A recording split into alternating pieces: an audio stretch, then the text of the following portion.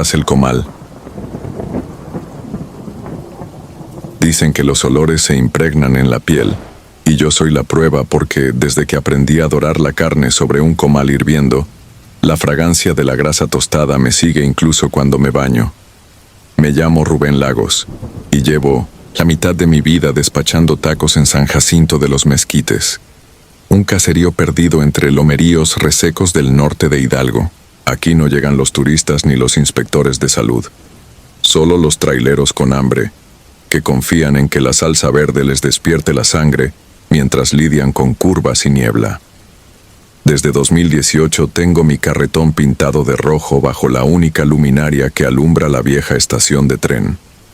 Entre semanas cierro tarde porque los camiones de carga pasan después de la medianoche y les cobro el doble. Pero aquella noche de octubre pensé retirarme temprano. Algo en la brisa olía distinto, como a tierra recién abierta, como a tumba fresca. Mientras fregaba con un trapo la barra metálica, oí repicar la campana de la capilla del pueblo. Siempre suena a las 9, cuando el sacristán le da cuerda, pero esa vez retumbó pasadas las 12, demasiado tarde para misa. Aún así, no presté atención. Estaba más preocupado por el gato callejero que rondaba mis cajas buscando carnaza. Lo espanté y me volví para apagar la lámpara de gas. Entonces la vi, ahí parada frente al andén. Una mujer altísima, tan delgada que el viento la movía como hierba. Llevaba un rebozo negro que le cubría el rostro. Apenas dejaba escapar 2 mechones canos que le caían hasta el pecho. Pensé que era alguna vecina rezagada. Le ofrecí un taco de costilla señalando el banco libre. Ella no se acercó, solo giró la cabeza lentamente, como midiendo la distancia, y entonces se deslizó. No caminó, se deslizó, sobre el polvo sin levantarlo. Atravesó las vías oxidadas rumbo al solar anexo a la estación, donde el pueblo erigió un humilde altar a la Santa Muerte cuando el tren dejó de pasar, y la gente empezó a desaparecer camino a la capital. Muchos dicen que el altar protege, otros que reclama cuota. Yo jamás me meto, respeto y callo. Ella se detuvo frente a la imagen blanca, alzó la mano descarnada y acarició la hoz de yeso. Juro que la figura tembló como si respirara. Tragué saliva. Volvía a sentir el olor a tierra vuelta. Quise ignorarlo. Guardé los cuchillos, bajé la lona, apagué el anafre, pero cuando al fin me di la vuelta, la mujer se había ido. Miré por todos lados y nada. La calle vacía, el poste zumbando con los insectos, la flecha del termómetro marcando 8 grados. Sin embargo, sudaba. Recogí monedas, eché llave y avancé con el carrito rumbo a la bodega de mi casa, 3 cuadras arriba. La rueda chirriaba como nunca y el eco retumbaba en las fachadas de adobe. Cada sombra parecía alargarse y tomar forma humana. Pensé que estaba sugestionado y me obligué a enumerar en la cabeza los ingredientes que debía comprar. Al día siguiente, carne, cilantro, cebolla, aceite, 5 kilos de tortillas. Iba en eso cuando sentí un golpe de aire helado detrás de mí. Giré creyendo que era el norte, y ahí estaba de nuevo, parada en medio de la calle. No sé cómo había aparecido, ni siquiera la escuché. La farola iluminaba su silueta y pude ver que en lugar de pies tenía algo parecido a troncos resecos que se bifurcaban en raíces. Quise avanzar y las ruedas no respondieron. El carro pesaba más que nunca. Me aferré al manubrio y empujé con todas mis fuerzas sin lograr moverme. Ni un centímetro. Entonces la campana volvió a sonar, ahora más cerca. Con cada repique las luces del pueblo parpadeaban. Creí que se fundirían. La mujer levantó el brazo y apuntó hacia el sur, donde está el Panteón Viejo. Luego bajó la mano y se desvaneció, así como humo golpeado por el viento. Apenas pude respirar. Algo crujió en la caja de refrescos. Levanté la tapa y descubrí un puñado de manzanas rojas relucientes. Yo no vendo fruta. Jamás las había visto. El miedo me explotó en el estómago. Las dejé ahí. Empujé el carro con un esfuerzo titánico hasta mi cochera Lo cerré con candado y subí a mi cuarto. Pero la noche siguió tocando la campana dentro de mi cabeza. Tardé horas en quedarme dormido y cuando por fin cedí, tuve pesadillas. Veía la estación inundada de niebla y aquel ser sin rostro ofreciéndome las manzanas, que goteaban un jugo oscuro. Desperté empapado. Al día siguiente la noticia corrió. Don Aurelio, el viejo velador de la estación, fue hallado muerto entre los rieles con la cara cubierta de hormigas. Nadie supo a qué hora falleció ni por qué la campana había sonado. Y nadie quiso hablar de la mancha negruzca que apareció en las piedras, formando algo parecido a una hoz, aunque todos la vimos. Entré a la cocina con el estómago hecho nudo. Cuando abrí la caja de refrescos, las manzanas seguían ahí, impecables, sin huellas de mordidas. Las saqué con pinzas y las tiré en la basura del mercado para evitar que los perros las comieran. Regresé al puesto y prendí el anafre. Necesitaba concentrarme. Los clientes llegaron, obreros, campesinos, chavos que salían de la secundaria. Despaché como siempre, fingí que nada me perturbaba, pero, alrededor de las 5 de la tarde, pasó algo que hizo que se me congelara la sangre. Un muchacho que no conocía se acercó al mostrador y pidió 2 de bistec. Mientras le servía, se inclinó y susurró: «La señora mandó esto». Me extendió una manzana roja, idéntica a las de la noche anterior. La agarré con la espátula para no tocarla. Pregunté qué señora. Él señaló hacia el altar. Volví la vista y allí la vi otra vez, de pie entre veladoras derretidas, inmóvil, el rebozo ondeando sin viento. Chispazos blancos se escapaban por debajo de la tela. Alzaba la mano como si contara cuánto le faltaba. Entonces, un estruendo nos sacudió. La fachada de la capilla se resquebrajó y la campana cayó incrustada en el suelo, levantando polvo y metal. La gente gritó. Corrimos. Yo aventé la manzana al suelo, rodó hasta el mojón de la esquina y quedó ahí, intacta. El cura del pueblo interpretó aquello como señal divina. Dijo que el altar profanaba la tierra bendita. Las autoridades ordenaron retirarlo al anochecer. Seríamos 5 voluntarios. No quería ir, pero nadie se apuntó y me conminaron. Acepté para no quedar como cobarde. A las 9 caminamos con lámparas y palas. Desmontaríamos la imagen y la llevaríamos a la barranca. Los demás traían mezcal en los bolsillos para darse valor. Yo ofrecí tacos fríos por si el cuerpo necesitaba energía. Parecía faena sencilla. Llegamos y comenzamos a desprender flores secas, botellas de licor, listones. Vi las velas ennegrecidas, como si hubieran ardido al revés. Uno de los muchachos, Efraín, levantó la figura y la depositó en una lona. Todos suspiramos al ver la calavera rota. Le faltaba media mandíbula. Entonces la tierra tembló. Apenas un segundo, lo suficiente para desestabilizarnos. La linterna giró, y el rayo de luz iluminó un hoyo detrás del altar. Creí que era una madriguera. Nos acercamos y descubrimos un túnel vertical de unos 2 metros. Las paredes mostraban marcas de uñas, como si alguien hubiera intentado escalar desesperado, y al fondo algo brillaba. Era una manzana roja apoyada sobre un cráneo, pequeño. Nadie quiso bajar. Propusimos rellenar con tierra, pero el hoyo parecía tragarla. Cada palada desaparecía como si el suelo respirara. En medio del terror, la campana inexistente volvió a sonar, primero sorda, luego retumbante. Mis compañeros huyeron. Yo quedé paralizado. Sentí que un hilo invisible me ataba al borde del agujero. La mujer emergió entonces detrás de mí. Percibí su aliento gélido en la nuca. Me habló sin abrir la boca. La voz retumbó en mi cráneo. Dijo mi nombre completo, mi fecha de nacimiento, mis pecados.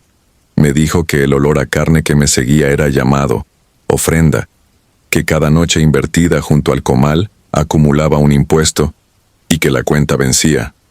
Extendió la mano y su tacto era duro como madera. Me obligó a mirar abajo. Las paredes sangraban, los cráneos se multiplicaban, todos con mordeduras grises. Entendí que aquel altar no pedía respeto, sino tributo, constante y que yo llevaba años oliendo a banquete. No recuerdo cómo llegué a casa. Desperté con las ropas llenas de barro rojo. Mi esposa lloraba. Dijo que me halló inconsciente frente al portón repitiendo que falta uno. Me tomó 3 días volver al puesto. Cuando lo hice, descubrí que la plancha de acero estaba oxidada pese a que la lavé. La grasa se había vuelto negra, desprendía olor a tierra húmeda. Tiré todo y compré utensilios nuevos. Aún así, el hedor seguía. Los clientes dejaron de venir. Aseguraban que veían sombras al acercarse a la barra, murmullos que pedían manzanas en vez de tacos. Cerré varias noches, pero el sueño me torturaba. Veía la estación y la campana, sentía la mano helada tocándome el hombro. Despertaba con el gusto metálico de sangre en la lengua. Una madrugada abrí la bodega para revisar el carrito. Hallé sobre la parrilla una sola manzana roja, recién pulida. Me di por vencido. La tomé con las manos desnudas. La piel fría se pegó a la mía.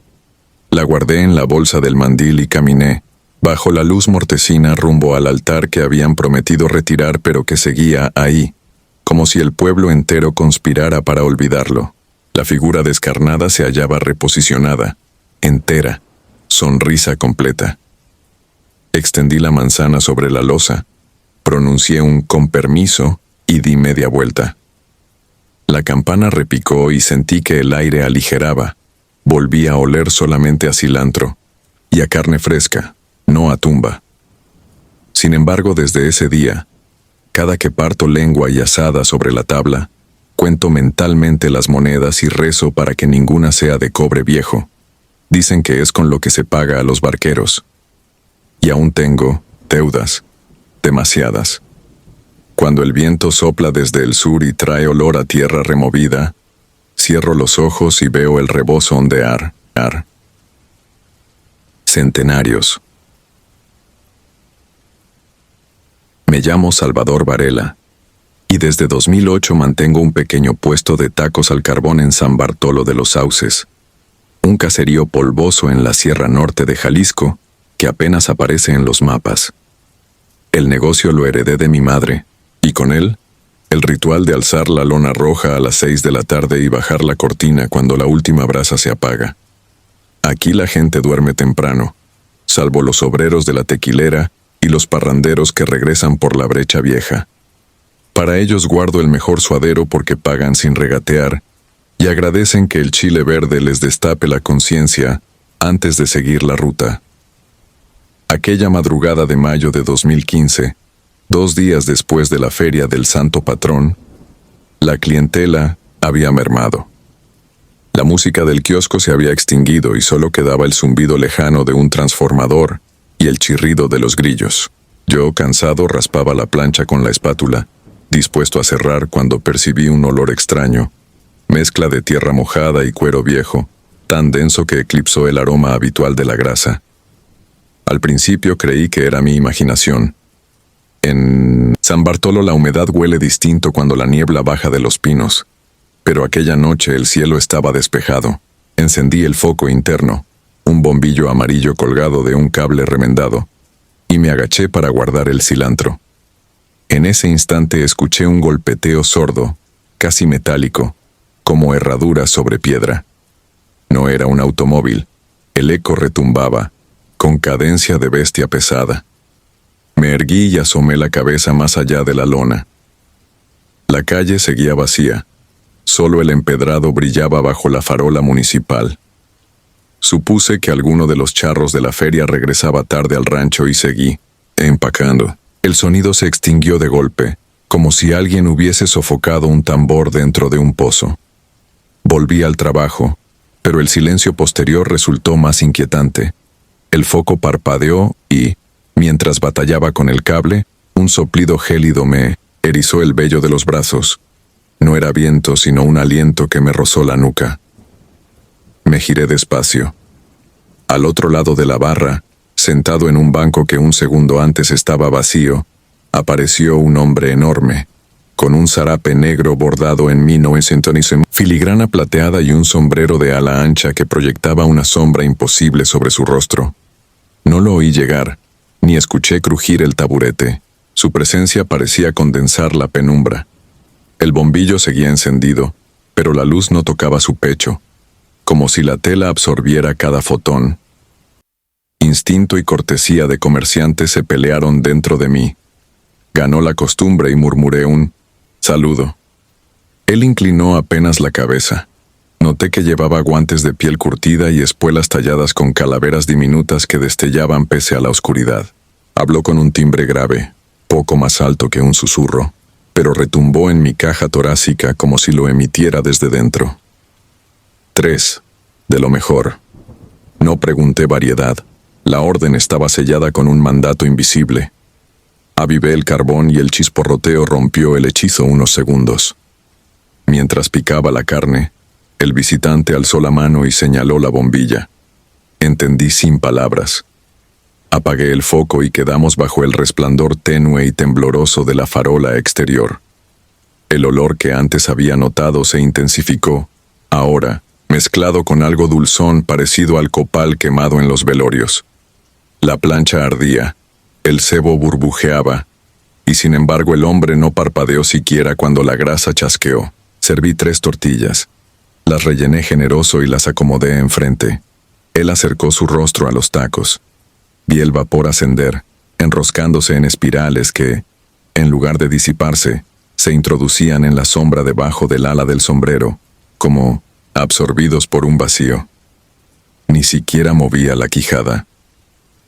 Esa visión me revolvió el estómago más que cualquier historia que hubiera escuchado de los arrieros sobre brujas y nahuales. Quise romper el silencio. ¿Le falta salsa? Quizá, pero las palabras se me atoraron. El hombre soltó un resoplido que sonó a brasa ahogada en agua fría. Luego, con movimientos lentos y ceremoniosos, extrajo de la pechera un monedero de piel rajada. Depositó 3 piezas antiguas sobre la lámina. No repiquetearon, cayeron con un golpe seco como plomo. Aunque el reflejo de la farola era tenue, supe que no eran pesos. Un escalofrío me recorrió al reconocer aquellas monedas grandes, gruesas, con la efigie borrosa de un águila encorvada. Centenarios auténticos, idénticos a los que mi abuelo guardaba para emergencias. Pero estos brillaban menos, como si la oscuridad les hubiese chupado el lustre. El desconocido se incorporó. El banco no chirrió. Dio media vuelta y, al apartarse del rayo de la farola, advertí por un instante que su silueta parecía desdibujarse, como humo atrapado en un traje. No escuché pasos alejándose, tampoco el golpeteo de espuelas, solo un leve zumbido, similar al que hace el cableado eléctrico cuando algo está mal conectado, se fue perdiendo en la distancia. Entonces la farola titiló, el bombillo de mi puesto volvió a iluminarse solo, y el mundo recuperó su peso habitual. Respiré. Mis manos temblaban mientras recogía. Empaqué los insumos a trompicones, incapaz de apartar la mirada de las monedas. Al tocarlas sentí un frío intenso, glacial, impropio de la temporada seca. No las guardé en la caja como el resto de la venta. Las envolví en un trapo de cocina y las metí en el bolsillo de la chamarra. Cerré la lona y eché llave al remolque. La calle seguía desierta. Ni rastro de cascos en las losas ni huellas de herradura. Caminé hacia la camioneta vieja que uso de bodega aparcada a media cuadra. A cada paso el aire se sentía más pesado, como si alguien invisible caminara detrás sosteniendo la respiración. Arranqué el motor. El radio, que llevaba meses descompuesto, encendió solo y escupió un corrido antiguo que hablaba de pactos a medianoche y deudas pagadas con oro frío. Giré la perilla, pero el volumen subió más. Golpeé el tablero y el aparato se apagó. Demasiadas coincidencias para una sola noche. Conduje a casa por la terracería sin mirar por el retrovisor. Aún así, tuve la certeza de que un bulto oscuro me seguía entre los mezquites. Mi esposa se levantó alarmada al escucharme azotar la puerta. Le conté todo con voz entrecortada. Ella, incrédula al principio, exigió ver las pruebas. Saqué el trapo y abrí la mano. Las monedas ya no brillaban. Estaban cubiertas de una pátina verdosa, como si hubiesen pasado siglos bajo tierra. Ella las tocó y retiró los dedos de inmediato. Dijo que sentía un hormigueo helado que le subía por el brazo. Quise dejarlas sobre la mesa, pero la madera crujió con un quejido hueco. Opté por guardarlas en una caja metálica y meterla en el cobertizo. Esa noche, ninguno durmió. A la mañana siguiente, atravesé el pueblo con el estómago revuelto y fui a ver al padre, Román, un anciano que oficia misa en la capilla de adobe. Le solté la historia sin omitir detalles. Escuchó en silencio, los ojos encendidos con una alarma que intentaba disimular. Cuando terminé, rezó un Padre Nuestro en voz baja. Luego dijo que cada cierto tiempo, desde los años 30, circulaba en la región el relato de un comprador nocturno que pagaba con metal maldito. Algunos lo llamaban el hombre de la bruma, otros el charro mudo. Decía el mito que aquel ser coleccionaba el aliento de los vivos para saldar un juramento antiguo y que sus monedas traían desgracia si se usaban para beneficio propio. El sacerdote me aconsejó deshacerme de los centenarios antes de la próxima luna nueva y roció agua bendita en mi frente. Salí con un peso menos en la conciencia y otro más grande en los bolsillos. Propuse a mi mujer donar las monedas al templo y que el padre las guardara en la cripta antigua. Ella aceptó con alivio. Ese mismo atardecer, acompañados por el sacristán, bajamos a un cuarto de piedra húmeda detrás del altar y dejamos la caja junto a objetos exvotos corroídos por el tiempo. Sentí un temblor leve en el suelo, como si algo se revolviera allá abajo insatisfecho. Creí que el asunto terminaría ahí. Me equivoqué. Los siguientes días, cada vez que me disponía a abrir el puesto, encontraba la plancha cubierta de un polvo negro, espeso y aceitoso que olía a cebo quemado y copal. Lo limpiaba y volvía a aparecer al anochecer. Mi clientela, sin saber nada, se quejaba de un sabor extraño, metálico, en los tacos. El tercer día un parroquiano habitual se desmayó frente a la barra y al incorporarse, dijo haber sentido que alguien le soplaba hielo en la oreja. Empecé a cerrar temprano. Una madrugada, mientras guardaba las salsas, escuché de nuevo el silbido del aire que había sentido la primera noche. Provenía del cajón donde guardo los cuchillos. Lo abrí con recelo. Dentro, sobre el acero brillante, reposaban los 2 centenarios, relucientes como recién acuñados. Me recorría el sudor frío cuando advertí que el filo de cada hoja estaba cubierto de una pátina oscura similar a la que manchaba la plancha. Entendí que la cosa que me los había entregado reclamaba algo. Quizá no quería el oro encerrado bajo tierra, quizá quería que yo lo gastara, o peor, que lo pagara. En vez de huir sentí una furia irracional. Agarré las monedas con el trapo, corrí al centro de la calle y las lancé con todas mis fuerzas al canal de riego que bordea el pueblo. El oro cayó sin salpicar. El agua permaneció quieta, como aceite viejo. Regresé temblando. Cerré el remolque a martillazos y conduje hasta la casa. Esa noche me paré en vela con una escopeta heredada de mi abuelo. No ocurrió nada. 3 días después, un muchacho que limpiaba el canal tocó a mi puerta. Traía en la mano un centenario. Lo había encontrado bajo una piedra, pero decía que al tocarlo sintió un calambre y prefirió devolvérmelo. Juré que no era mío. Le rogué que lo arrojara lejos. Él insistió, y solo se marchó cuando le mostré el crucifijo que cuelga en la sala. Aquella tarde confirmé que la moneda restante había regresado al puesto. Descansaba sobre la barra, tibia, como si recién saliera de mi bolsillo. Turno de huesos. Nunca quise heredar la carreta de tacos de mi abuelo, pero la miseria aprieta el cuello igual que el hambre. Corría el año 2013 cuando acepté que lo único que sabía hacer era girar la carne sobre la plancha y manejar el cuchillo como si le arrancara secretos a las vísceras. Vendí mi puesto de lámina en la periferia de Guadalajara y me mudé al pueblo de San Nicolás de la Barranca, un caserío polvoriento enclavado entre barrancas secas y maizales olvidados. El local que encontré estaba junto a la avenida principal, un rectángulo de concreto con un toldo herrumbroso. a escasos 6 metros de la tapia del cementerio municipal. Parecía mal lugar, pero pagaba menos renta que cualquier otra esquina, y el flujo de tráileros prometía dinero rápido. Las primeras noches todo fue rutina. Carne al pastor que chorreaba grasa chilosa, bistec trémulo que silbaba al tocar la plancha, la radio escupiendo baladas norteñas.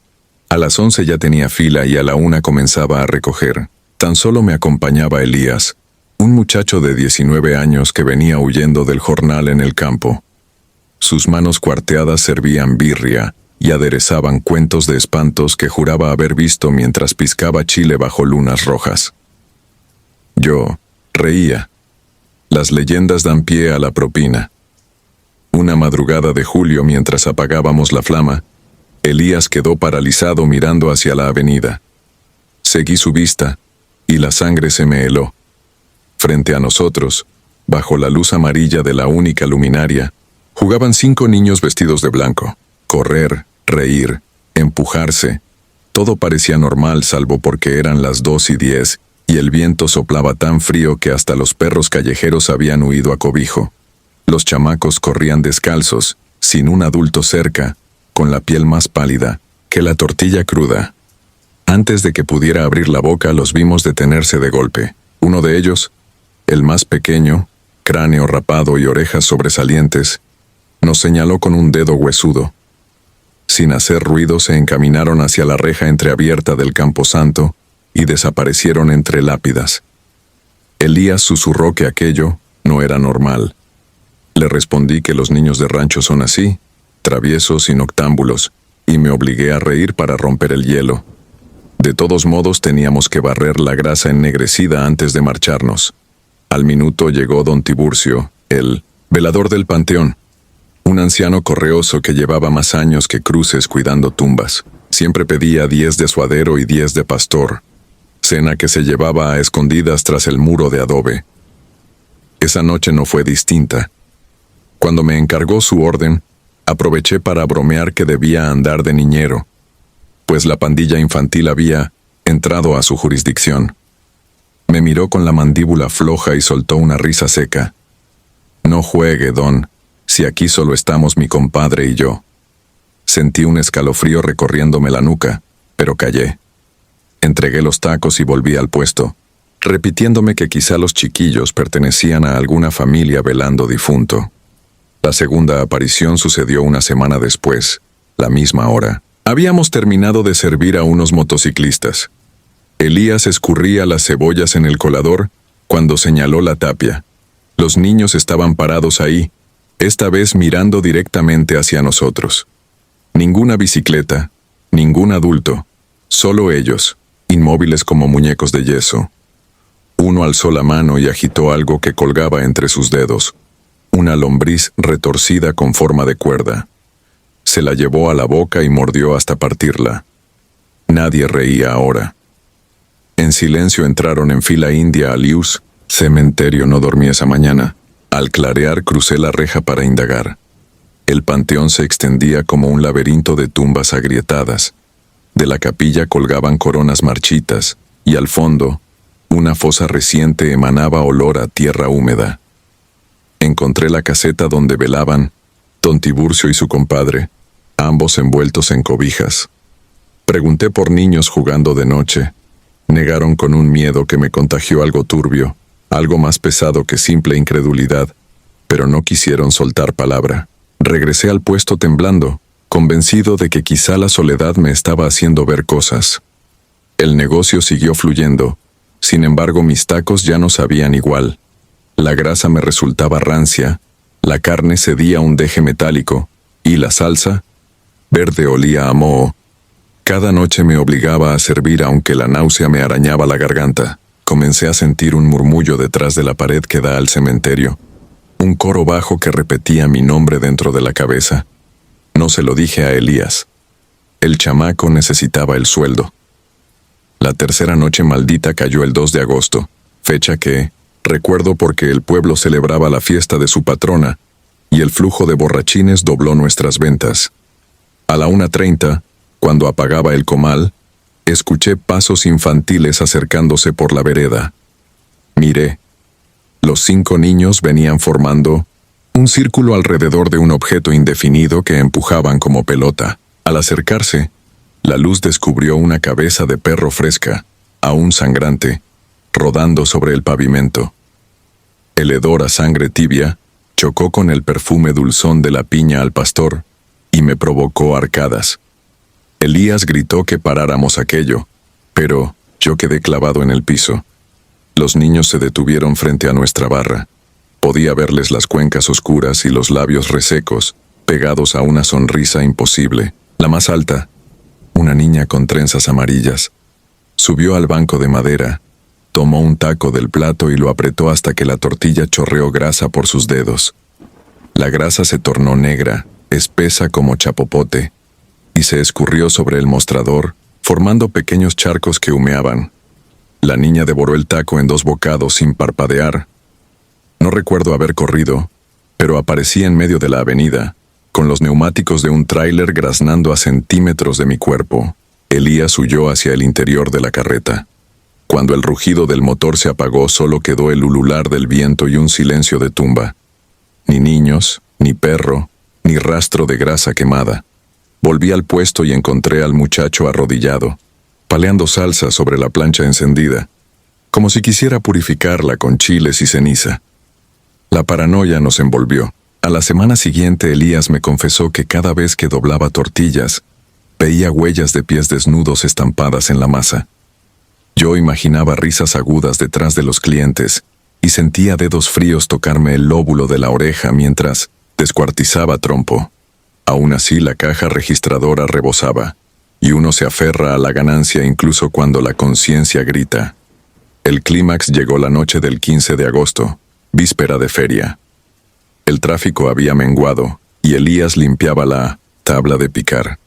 Yo cerraba los frascos de pepino curtido. Entonces la radio se apagó sola. La luz del foco titiló y un olor a tierra removida invadió el aire. Desde la calle irrumpió el golpe metálico de la tapa de un ataúd arrastrándose. No fue imaginación.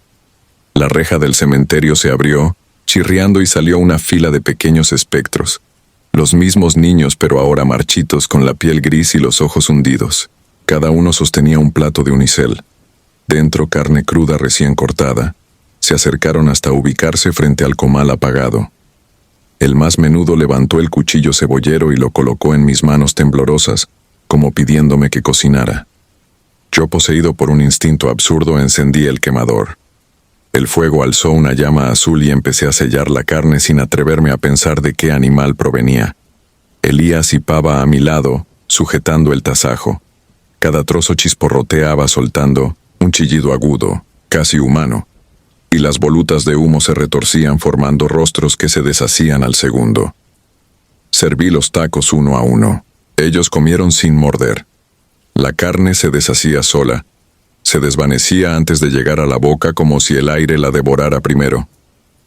Cuando terminó la ronda, dejaron los platos vacíos sobre la barra. Nadie dijo gracias. Un viento glacial se coló por las costuras del toldo apagando la flama. La oscuridad se tragó el puesto y con ella, a los niños. Solo quedó el olor, esa mezcla de grasa rancia, flor de muerto y tierra mojada. Elías salió corriendo y no volvió.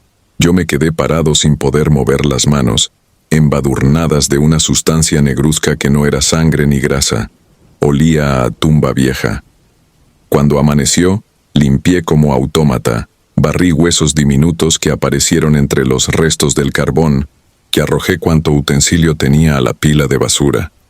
A mediodía me presenté en la iglesia y exigí hablar con el párroco. Le conté todo, esperando risa, burla o sermón. El cura solo murmuró que en 1968 un autobús escolar se volcó camino a Mazamitla. Los cuerpos de 17 niños sin identificar reposaban en la fosa común, justo del otro lado del muro de mi local. Cerré el puesto esa tarde. Me marché sin despedirme ni cobrar el depósito de la renta. Desde entonces he vagado de mercado en mercado, siempre lejos de cementerios, pero el olor a grasa quemada persiste, pegado a mi piel como sentencia. A veces, cuando baja la noche, Escucho el taconeo de pies descalzos sobre el asfalto y el silbido de un cuchillo abriéndose paso entre la carne. Recuerdo sus rostros grisáceos y me pregunto si algún día volverán a pedirme cena. Quizá ya me hayan seguido. Donde enciendo el comal, al poco rato aparecen 5 sombras pequeñas reflejadas en el acero. No importa cuánto jabón use, las huellas nunca se borran. Así aprendí que el negocio es negocio. Hasta que la muerte se sienta a la mesa, paga con silencio y exige que sirvas hasta el último aliento. El último aliento. Brasa de medianoche. Mi nombre es Humberto Báez, y durante casi 10 años he vivido del olor a carne dorándose sobre un trompo que gira lento, como si hipnotizara a cualquiera que pase a menos de una cuadra. El puesto se llama El Nonato y está en San Lorenzo de los Encinos, un pueblo serrano de Puebla donde la neblina baja a las calles después de las 11 y no se va hasta que el gallo canta. En 2011 decidí mudarme al viejo local de don Aureliano, un taquero retirado que juraba haber visto cosas que queman el alma en esa esquina. Me vendió barato el carrito, la plancha y hasta la sombrilla roída porque, según él, la verdadera carga era aquello que me rodeaba cuando el fogón se apagaba. Yo, terco e incrédulo, lo tomé como superstición de anciano. El puesto quedó justo frente al camposanto municipal, separado solo por una calle de empedrado. Aún así, la ubicación era perfecta. Los empleados de una empacadora salían hambrientos, pasada la medianoche y no había competencia cerca. Abría a las 7 de la tarde y cerraba a las 12:15, ni un minuto más. Esa última rutina no la cambié, aunque nunca entendí por qué don Aureliano insistía en esa hora exacta. El primer mes todo fue normal. La clientela creció y el aroma de achiote se me quedó pegado al pelo. Para mover el ritmo contraté a un joven de 20 años llamado Eric Díaz, flaco y con brazos llenos de quemaduras viejas. Trabajaba rápido, callado y agradecido. Con él las ventas subieron. Nos organizábamos para limpiar a las 11:50, dejar todo listo, apagar el tanque a las 12:15 y largarnos. Parecía un negocio cualquiera, hasta el viernes 3 de junio. Esa noche, cerca de las 11:40, el aire se sentía distinto, más pesado. No era el típico olor a brasa ni a grasa vieja, sino algo a tierra húmeda recién removida. Eric dijo que quizás habían abierto alguna sepultura para una exhumación. Yo bromeé para espantar el silencio, pero la risa se me quedó en la garganta cuando la luminaria sobre nosotros chisporroteó y la calle se apagó por un segundo. Al volver la luz, noté que el reloj del celular marcaba 11:55, pese a que hacía unos minutos lo había visto en 11:47. Decidimos empezar a guardar antes de tiempo. El trompo seguía girando despacio, iluminado por las brasas que chisporroteaban bajo la grasa. Mientras cortaba la última rebanada, escuché un sonido que no cuadraba con la hora. Una campanilla aguda, como la de un triciclo de helados. Venía de la dirección del Panteón, donde no hay casas ni tiendas. Eric también la oyó.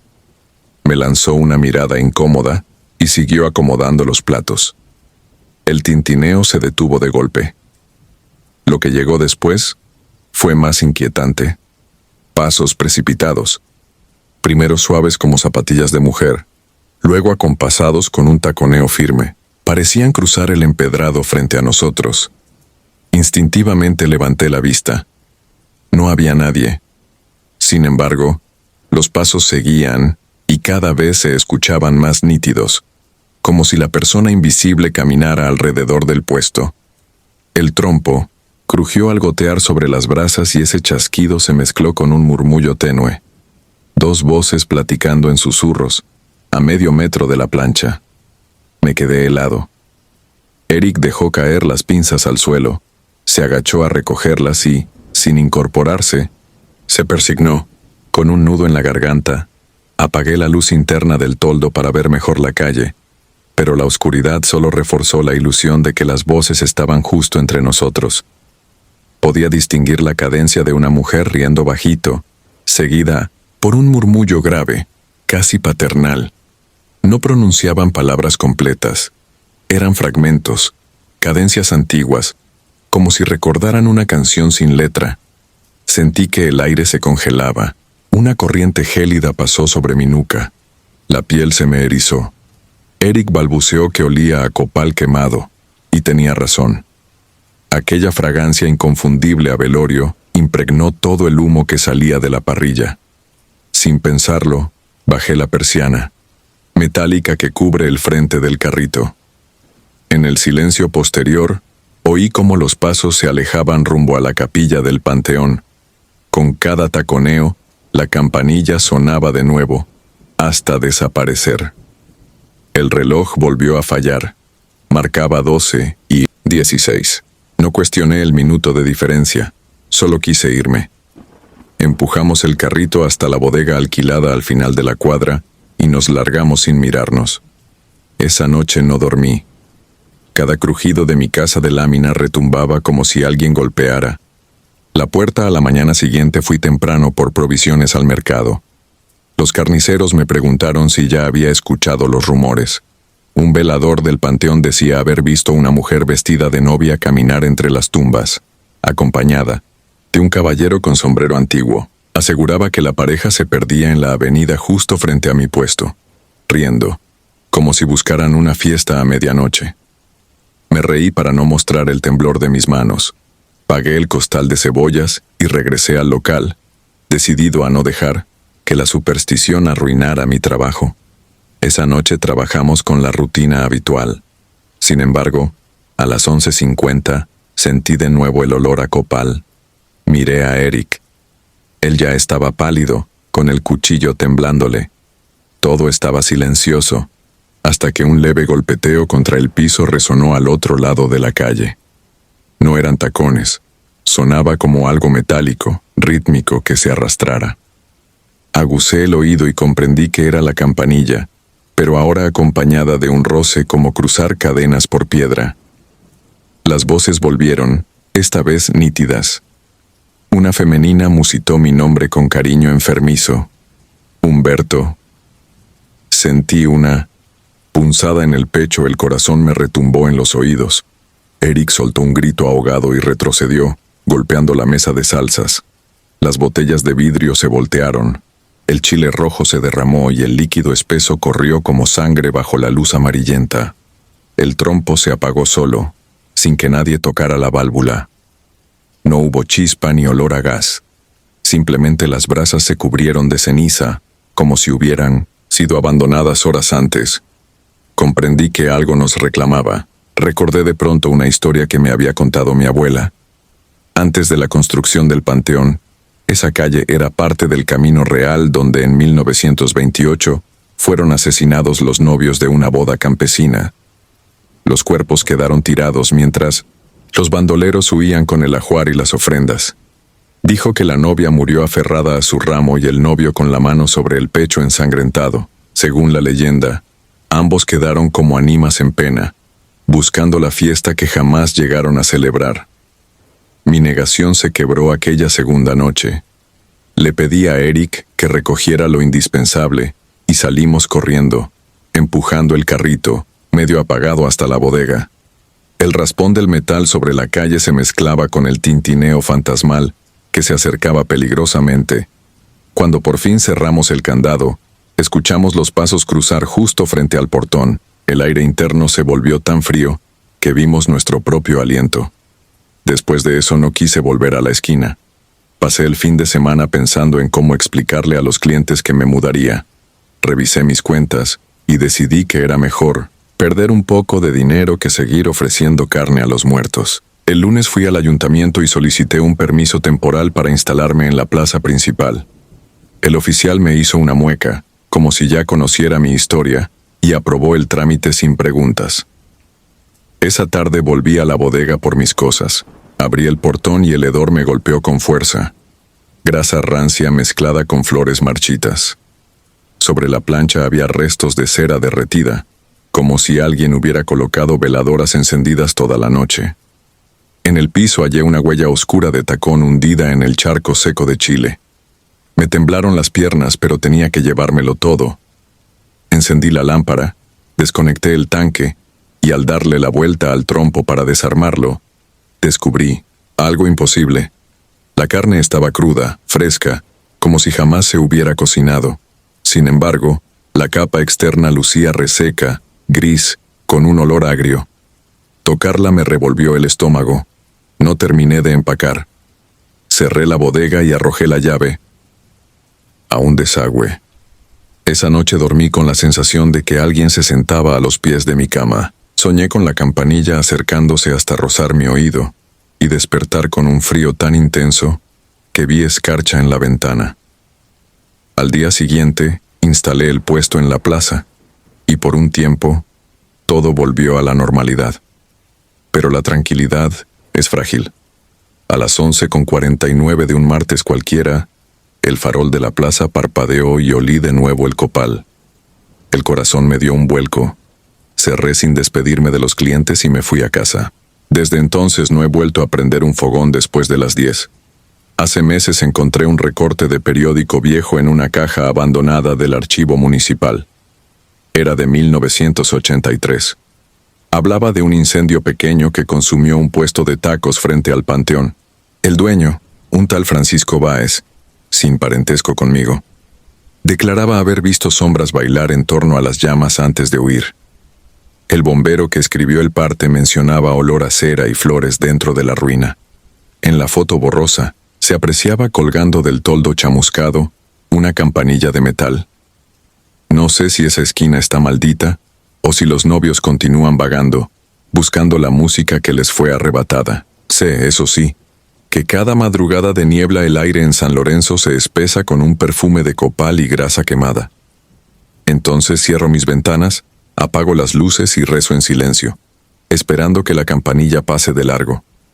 Porque cuando el eco de esos pasos se cuela bajo la puerta y una voz femenina susurra mi nombre, recuerdo que la brasa que me dio de comer también puede devorar mi alma. Si alguna vez viajas por un pueblo serrano y ves un puesto de tacos frente a un cementerio, come temprano y vete. La fiesta de los muertos nunca se interrumpe y siempre hay lugar para otro invitado. Si disfrutas de los relatos, te invitamos a apoyarnos con un like y un comentario, ya que eso nos ayuda muchísimo. Además, si aún no estás suscrito o suscrita, te animamos a formar parte de la comunidad del terror. Muchas gracias por escucharnos y por tu apoyo.